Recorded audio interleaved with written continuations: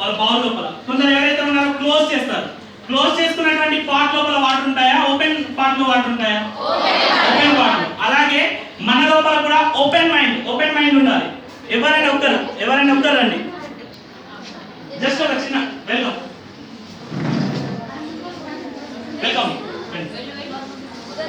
ఒక్కసారి బయట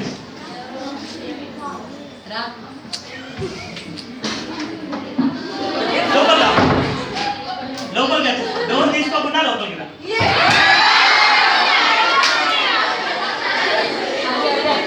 డోర్ తీసుకోకుండా వేరే రూట్ లో వెళ్ళి కాకుండా ఇదే రూట్ లోకి వెళ్ళి లోపలికి రావాలి.